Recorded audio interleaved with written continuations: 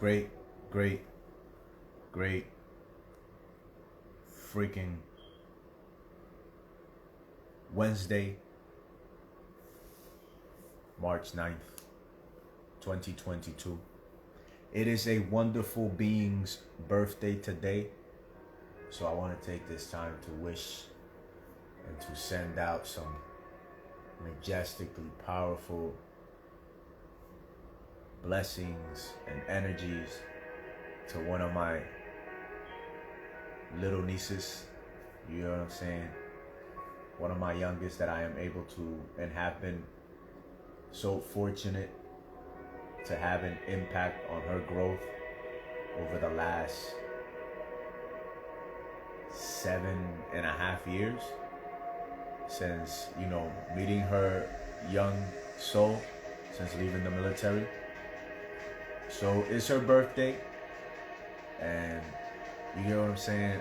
It's just, she's been that, yo.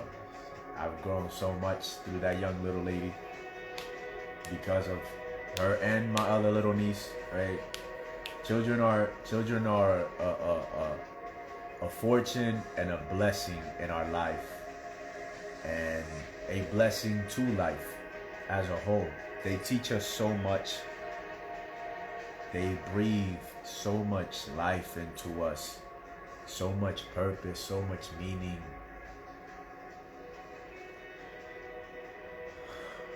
What is there to life but to serve them, to be something that they can look up to, and that we can look forward to them becoming so much greater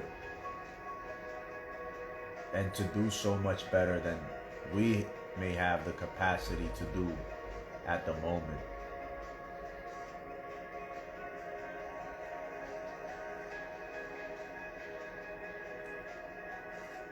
Life is beautiful, family. Life is great.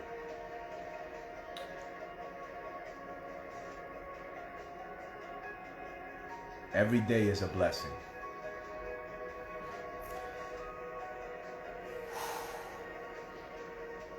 Yo, every day is a blessing. And children are the greatest blessing. They are a miracle. They are a gift to us, a gift to life. And we should honor them every day and in every way that we have the opportunity to do so. We should uplift them. We shouldn't fear or be ashamed to correct them, and to also learn from them and to allow them to, from time to time, correct us and teach us, because they have a lot to teach us. Sometimes indirectly, right? We just observe them and we can be reminded of how we should behave as adults, rather than being so stubborn and lacking remorse and taking things so personal. We should learn to move on and to enjoy each day and every moment that we are fortunate to have, for the opportunities to work, to play, to rest, and to enjoy the fortune and blessing and miracle and glory that is life.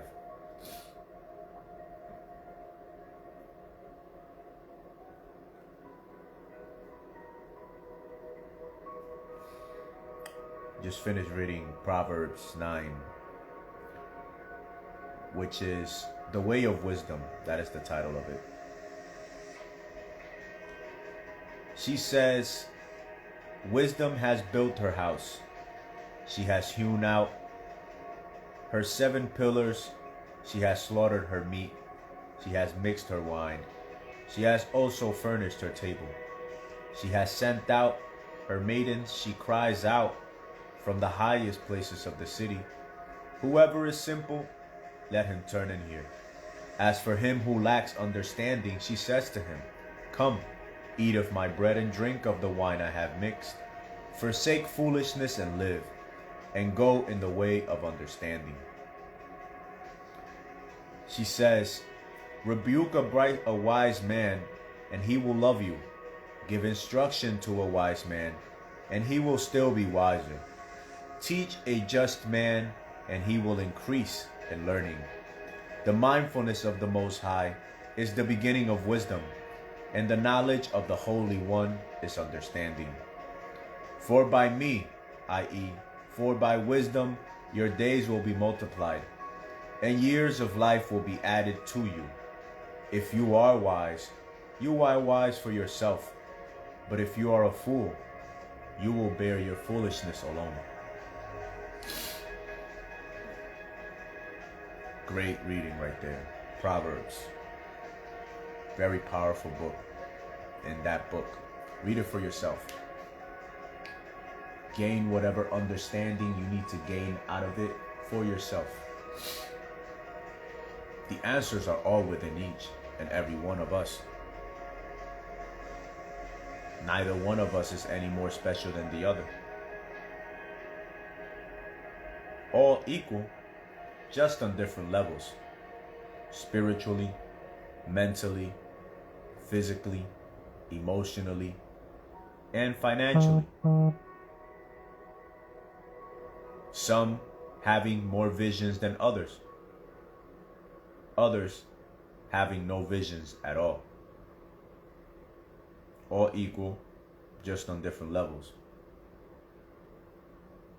Different hierarchies of understanding and perceiving the world as a whole. Life is what we make it, family. If we choose to make nothing of it, it's our own fault what becomes of it and how we end up feeling at the end of our days. If we want to feel something, we must behave as that which is capable of feeling the emotions we wish to feel, when and where we want to feel them, and why. The how is the actions that we must take, the path that we must walk, and in the direction that we must walk it in order to get to the how of how we wish to feel. What we become in the process, what we do, who we become, who we come into contact with in the process, who we are able to influence because of what we do, because of why we chose to do the things that we chose to do, will determine where we go, when we get there, how we get there, how that affects us and how it affects those around us, and how that effect allows us to feel and how it allows us to help others feel in the process. Who do you want to be? What do you want to do? Why do you want to become who you want to become? And why do you want to do the things that you want to do? How will you feel in the process? When, where, will be determined by how you answer your why. Your why will determine your when and where, and your how. He that has a why to live for can bear almost any how. I didn't come up with that. Somebody else way older and smarter than me did. In some place and time, not here in this now. But if you have a why, family, there's nothing stopping you but yourself. So figure out your why. In the process, if you don't know, figure out what kind of body you want. You can work on that now. You can work on that at any moment of time and in every point of in space. In any place that you find yourself, you can work on your body. If you have a body, if you are still alive, you can work on your physique, and you can work on the internal and external health of your body, the condition that your body is in. We can always determine that, right? So if you don't know what your purpose is, or if you haven't realized what you want to make your purpose in life, so that your life can have the meaning that you want it to have, then work on your body in the meantime. You know, if you don't know what special or specific skills you have that can facilitate you, you know, having those opportunities to become materialistically, spiritually, or intellectually wealthy, work on your body in the meantime. You can always work on your health. There are always little things that you could be doing to address whatever minor inconveniences may be going on within your biology. You know what I'm saying? Whatever diseases or disorders or, you know, syndromes or conditions that may be affecting your body now, or that could potentially affect your body in the future. You have control over that now if you're still in full health. Let food be thy medicine, Hippocrates said. Over 2,000 years ago, this Greek, you know, philosopher, this lover of knowledge. Let food be thy medicine, and medicine thy food. Develop a body that you can feel comfortable, feel confident, and feel competent in. And, you know, then develop the next thing, the mindset. Or because as in the process of developing your body, you will be developing your mindset, because it takes a powerful mindset to be able to control and direct the conduct of the body. What kind of intellect do you want? What kind of intellectual capacity do you want to have? I forgot somebody I was listening to. I don't know if it was my guy Jim Rohn or Earl Nightingale, but he was like, you need to know how to talk. Basically, you need to know how to talk to survive. In a society, you need to know how to talk, right? But it was like the difference between the rich and the poor is that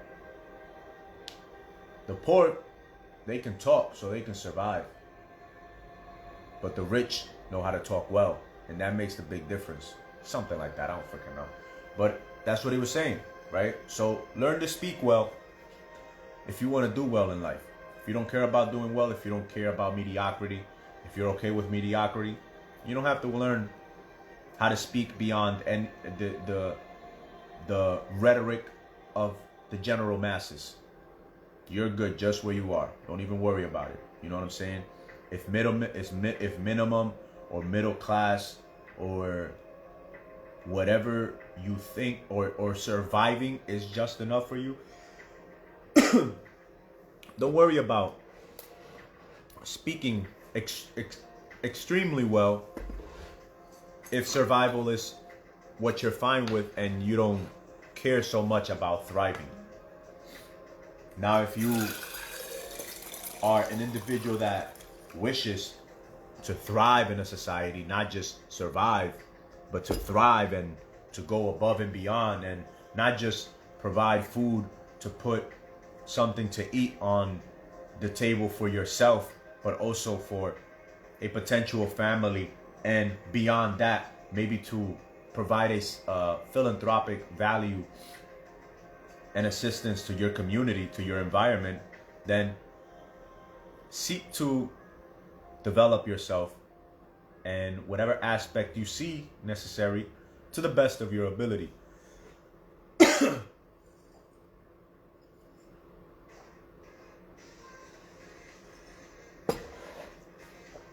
Yeah, thank you. Right? Be patient. Don't rush. Don't rush so that you don't forget certain things that you might need to work on, right? Don't rush. Whatever you can do on a business might be just some time to work on your body, to work on other aspects of your mind, to work on other aspects of your spirit, of the foundation of your character. Maybe you're not expressing enough gratitude, family. Maybe you're not expressing enough gratitude, and though your body and your mind look right, your attitude ain't reflecting that right. Because you ain't expressing that gratitude, that good old graceful, humble thankfulness for the confidence and the awareness and the beingness that you are becoming.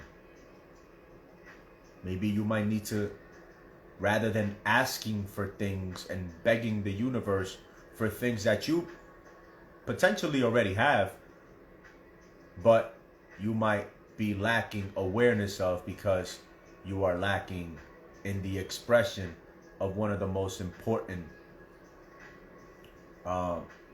virtues that we can express, which is gratitude, grace. For maybe just the simple reason that we are still being and that we're not yet in the grave like many others that are. May seem a little like, oh damn, thank God that's not me. But hey, thank God that's not you. Don't just thank God when things go your way. You get what I'm saying? Be thankful to that infinite, divine, intelligent source for every experience, good and bad. And there's going to be a lot of bad.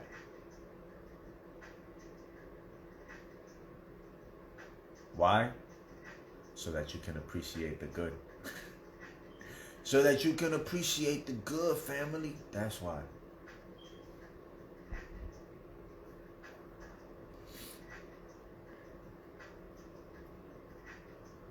Every day, work every day. Do the necessary. What is necessary? What is a must? What is a should? What is a have? Do as much of them as possible. Do as much of what you need to do every day as possible, so that you can thank yourself tomorrow for having done and for having started yesterday, rather than regretting not having started yesterday. Just do them. Like, I bought these 2 boards and I ain't even know. This one right here. I still have it filled with some stuff that I was trying to teach some kid a while back.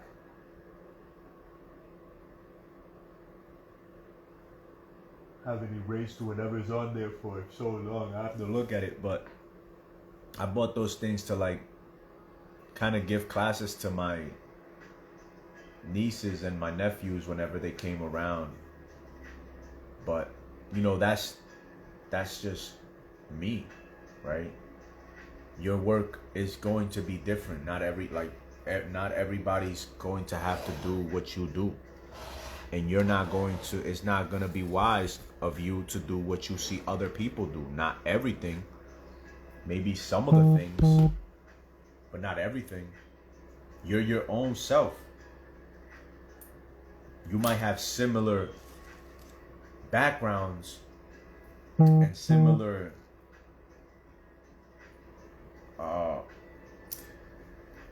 hobbies, but your purpose through those hobbies are going to be different. I train with many people.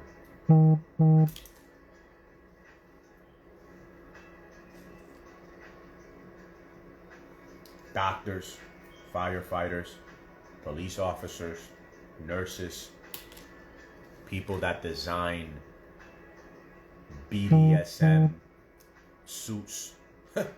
You get what I'm saying? Just different people, teachers, dog walkers. Training your body is essential. It is a sign of self-respect. It is a sign of self-love.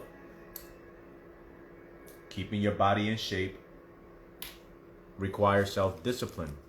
And self-discipline requires self-love. Only an individual that has a sense of love for themselves will make himself go train and do things that are uncomfortable. You might not be the most loving, but if you're making yourself do these things, you're showing yourself a lot more love than individuals that don't do it, that are simply complaining about life. Boo-hoo, look at me, I'm so miserable, I'm so sad, I'm so depressed. Nobody loves me. Mommy didn't give me enough love. Mommy gave my other brothers more attention than me, my sisters. Ooh, this and that. I didn't have a daddy. Or I have both of my mom and dad at home, but I'm still a depressed little piece of shit. There's a lot of people that are very selfish. It's not nobody's fault but them. But it's life. It's their business. Not ours. Our business is to focus on ourselves. To daily do as much of the right thing as possible. Daily. Regardless of whether we fuck up or not. Just do as much of the right thing as possible. Do our best. Nothing more. Nothing less. To seek to be of service and of value to others, and to always do things from the heart, without any expectations, without any hidden intentions, with only the thought and the desire to be of value, to do more right and desire more right for others than wrong, to enrich more than we deprive. Always to seek to enrich more our environment than we seek to deprive it, in a pursuit to enrich ourselves. To give more than we take, because we will take often. Many of us will take a lot more than we are giving. The Western society that we live in is a perfect example of that. So much abundance that nobody appreciates the little things. The fact that we have lights daily, clean running water, fruits at every corner. We squander so many of the riches that this country has to offer. We curse this country. We curse the documents that allow us the liberty and the unalienable rights to express ourselves freely, to live freely, to not have our rights hindered upon by our governments, the right to bear arms, we have the right to defend ourselves, even if many of these states throughout the generations have created policies and legislatures that completely go against and violate the constitutional rights that have been granted to us by a document that governs this country at a federal level in all 50 states. We still are able to enjoy many rights that without this document that was created over 250 years ago would not be possible. Yet people don't understand these rights that have been granted to them by this so wonderful piece of work, this artistic arcanum, this great work that was put together by these men over 250 years ago, when they signed this great document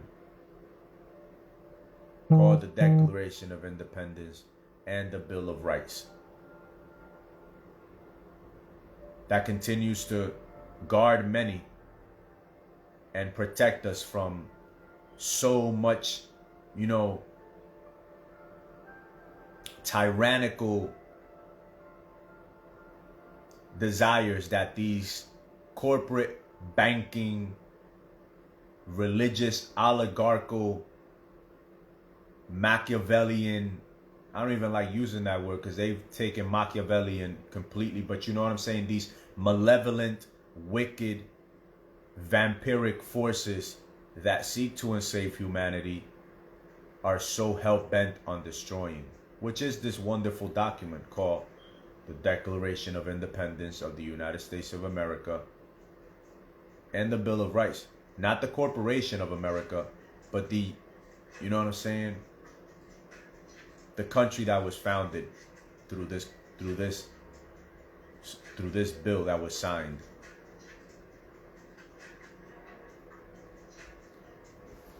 But family,